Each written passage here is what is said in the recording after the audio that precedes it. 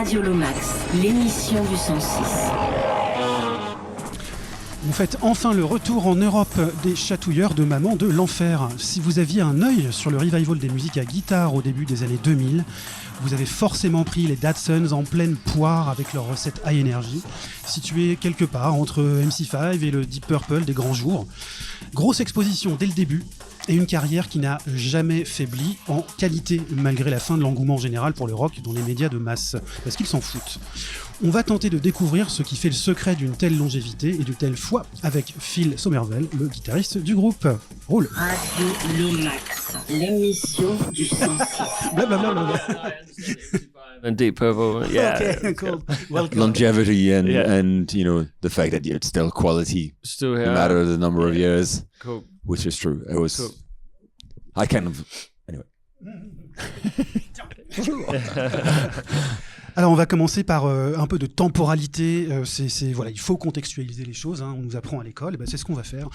7 ans séparent l'avant-dernier album en date, donc Deep Sleep, du tout dernier, oui, qui date aussi un petit peu, mais donc du dernier en date, Eye to Eye.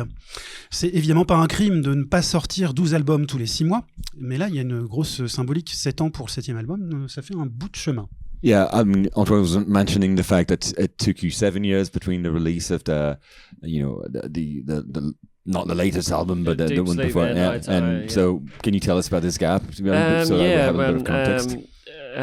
We live in different countries, the three of us. Christian lives in Tokyo, Japan, Dolph's in Stockholm, Sweden, and I'm back in New Zealand. So we kind of, there's no chance to really practice or rehearse, and living in different time zones, it just drags things out.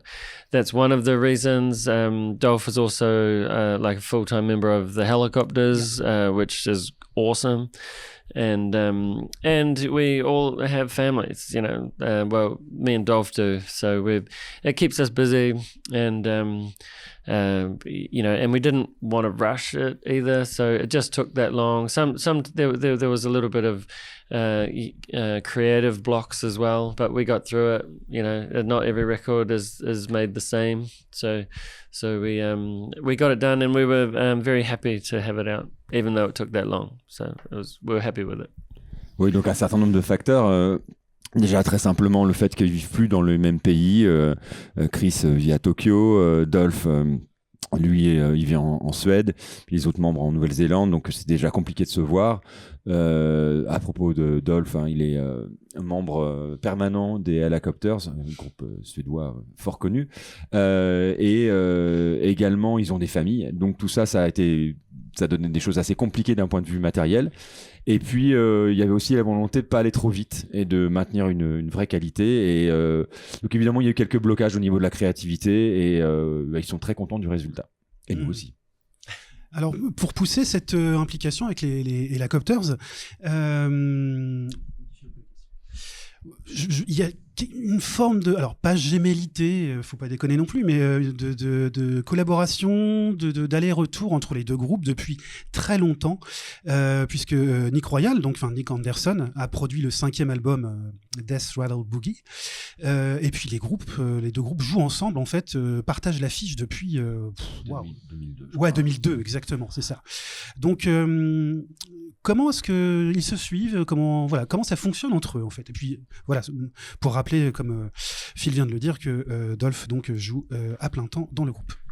Yeah, Antoine wanted to know about the sort of kind of twinship that there is between you lads and the Helicopters. I mean, you've shared the stage with these lads since, if I'm correct, 2002 or something. That's right. And Dolph plays in the band as a full-time member. Nick produced one of your LPs. Yeah. So can you tell us about that? I mean, back and forth creativity. It was really a relationship that developed over years, and for me, in my perspective of the whole thing, it's a crazy story, because Helicopters came to New Zealand in 1998 and in 2000, and we just went to the show as fans, and we snuck backstage and gave them some of our records and got photos with them, because we were just like, wow, these guys are on the other side of the world, but they're doing the same thing or something similar to what we were doing at the time. And I have these photos of us backstage with them from the early 2000s. And then we came over to Europe, and it was like, we were touring at the same time. So we toured with them multiple times and just became really good friends, and always stayed in touch. And then Dolph ended up moving to Sweden. He got married, and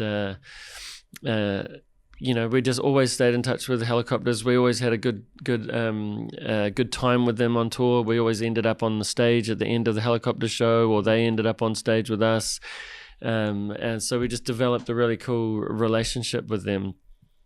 And now Dolph's a full-time member of the band, and some of his songs are on the album. So for me to see that photo from the early 2000s to seeing him live playing with Helicopters is kind of a crazy story, because we grew up together, young teenagers and young kids listening to them, and then it's like, now I see him and he's in the band. It's crazy. I'm in the band. Yeah, exactly. yeah.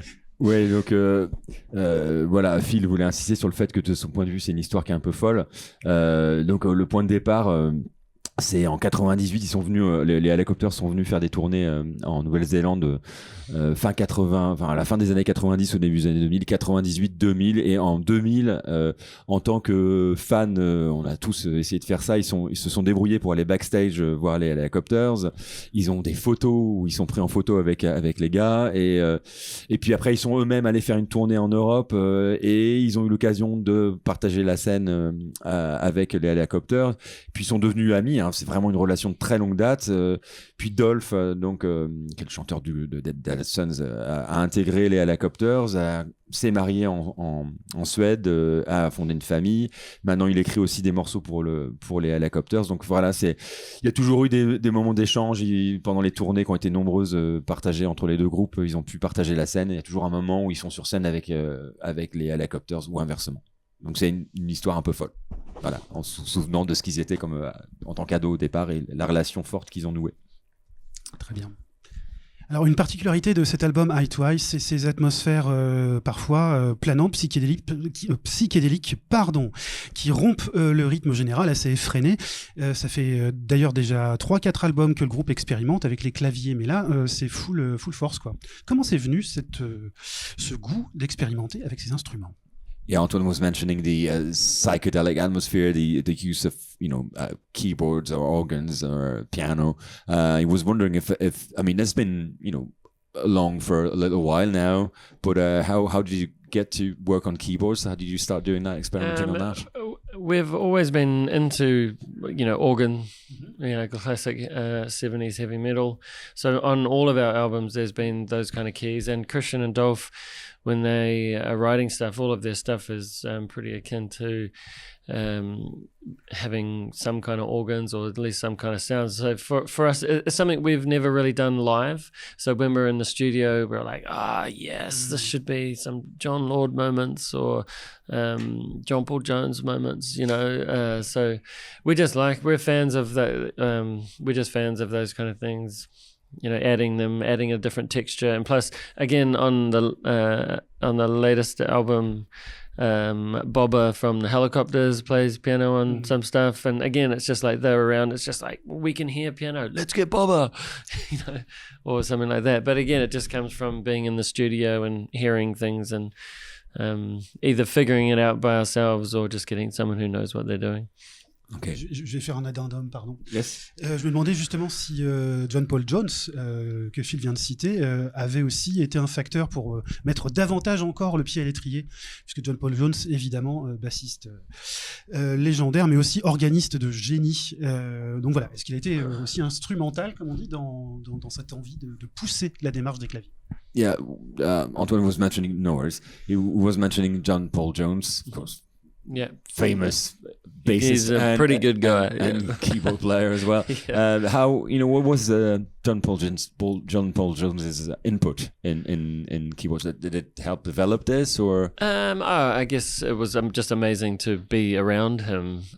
He didn't change too much about the band or the songs, but he was really enthusiastic and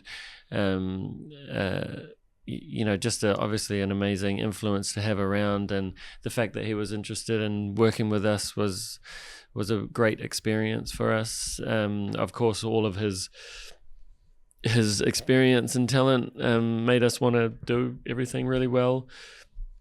Again, he didn't change that much about the band because he just agreed with what we were doing anyway. There was a couple of things he made longer or changed keys here and there.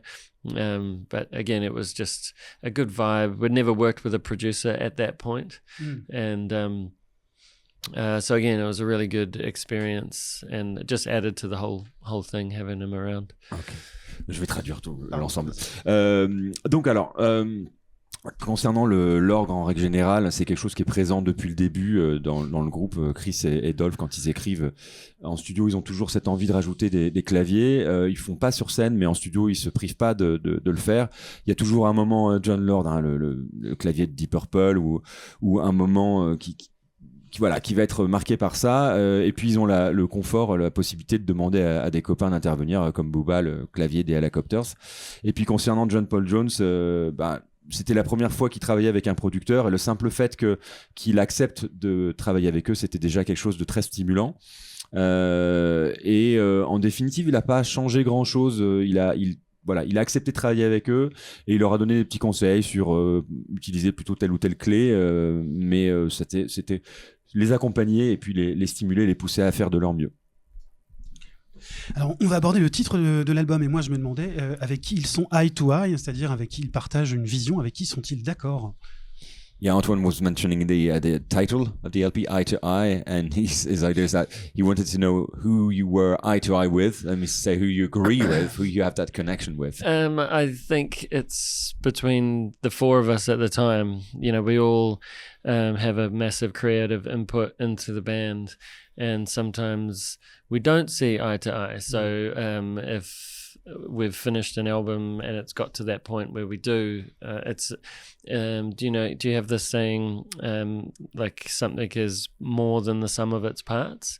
That's what the band is for us. Like if I write a piece of music and then run it through the other guys, what comes out at the end is what I couldn't have done myself. And it's the same with the other guys. When it goes through all of our creative inputs, it comes out as something that's what the Datsuns is. Occasionally one person has an idea and we do it exactly like that. But most of the time, everyone has a suggestion about this part or that part, or how it should sound, and maybe different instruments that should go on. So eye to eye, as well as it being like a kind of a cool psychedelic heavy psych that has its visual kind of heavy psych thing. Well, I mean, that's what the cover is about. Yeah, anyway. Exactly. It also has this double meaning, of us getting to a point where we saw eye to eye on everything, because it took us a long time to finish it. And without going into too much detail, there were moments where we didn't agree on what things were happening. So and that's what bands are like. It is like having relationships with three different people and trying to work things out to like solve some kind of creative outlet. All right. Oui, donc Eye to Eye, c'est vraiment l'idée surtout du travail, du processus créatif au sein du groupe. Ça a été un processus qui a été long, qui a été compliqué, mais c'est un processus qui est caractérisé par le fait que à chaque fois qu'un des membres contribue à l'écriture d'un morceau, et c'est toujours comme ça que ça se passe, tout le monde contribue à part égale. Le morceau, l'idée, ça va être plus que la somme des 4 personnes. En fait, il y a une idée qui va passer entre les mains de chacun des membres, et ça va donner quelque chose de plus fort que l'idée de départ. C'est rarement une seule personne qui propose un titre et puis qui va être fait tel quel à la lettre. C'est toujours un processus collectif. Et puis l'autre chose aussi, c'est l'image eye to eye. C'est une image très forte qui est associée au psyché, et qui est d'ailleurs, ce que je disais, la pochette de l'album. Alors cet album, en fait, lit-on dans les notes d'intention. Je vais pas le dire en anglais. Je vais le faire. Voilà. An album entrenched in the past, remodeled for the future. Voilà, un album. That's what it was quoting. I like that. Voilà, niché dans le passé, retravaillé pour le futur. Donc c'est ça leur définition de la continuité. Is that your definition of continuity? Yeah, I guess I like having something that is, because all of our stuff has roots and influences from, especially the 60s and 70s, but putting our spin on it for the future is that's And good continuity. who came about with this phrase, this sentence? Eye to Eye. No, I mean, there's, an album entrenched in the past remodeled for the future. Je me demandais qui était à l'origine de cette expression. I don't know exactly who. That's a good one. It is good though. Yeah, if it wasn't one of us, it was a friend of ours who wrote a bio for us. Mm-hmm. But yeah, it might be this guy Andrew Tolley, I think. That's a nice insight. Yes. Yeah, it is. It is a nice sentiment. Yeah. Oui, donc il disait que voilà, ils sont tous très influencés par les 60s, mais ils font de la musique actuelle, donc il s'agit de ajouter un petit twist, une petite chose à eux, et donc je posais la question de savoir qui était à l'origine. Si c'est pas un des membres du groupe, c'est un ami à eux qui s'appelle Andrew Tolley, qui a écrit une bio des Datsuns.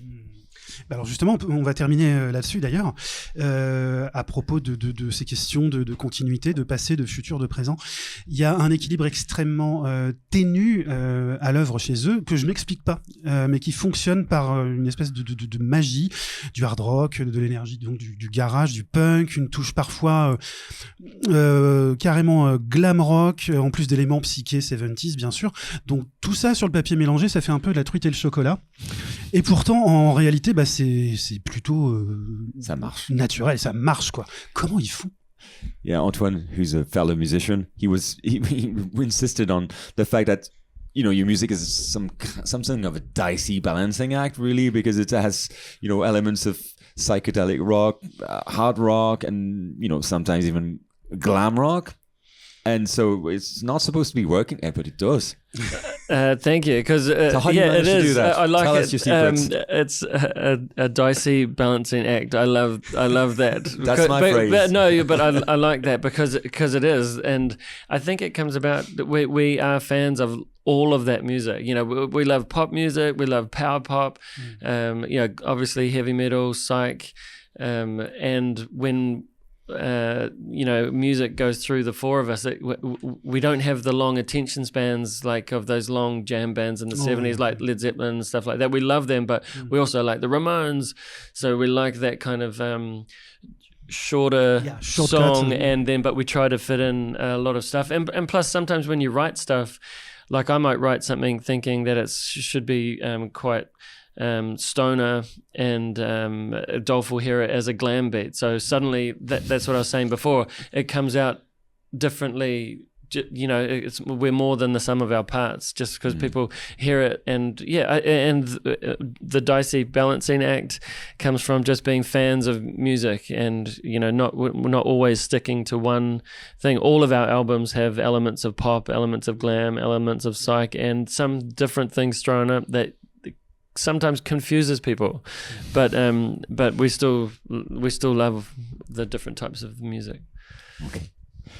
Donc voilà, ils sont tous fans de ces musiques-là, et déjà il préciser qu'ils sont pas capables d'avoir la persistance, la capacité d'attention de groupes comme Led Zepp qui vont faire durer des jams hyper longtemps. Ils veulent que ça aille droit au but, ils sont fans des Ramones aussi, et puis c'est le fait qu'il y ait cet équilibre instable, c'est lié au fait que, alors, processus créatif, c'est-à-dire que si Chris il envisage un morceau, il importe un riff qu'il envisage comme un riff de stoner, et en fait, quand ça passe entre les mains de quelqu'un d'autre, ça va être appréhendé comme du glam. Et voilà, ça donne ce mélange un peu improbable qui fonctionne si bien. La carpe et le lapin, mais on est bien. Voilà. Thank you so much, Phil. Dicey Balancing Act could be an album title, and who knows? That's what it is. I'm going to use that. Thank you for having me. Thank you for everything. Thank you for your time. You're very, very welcome. That was cool.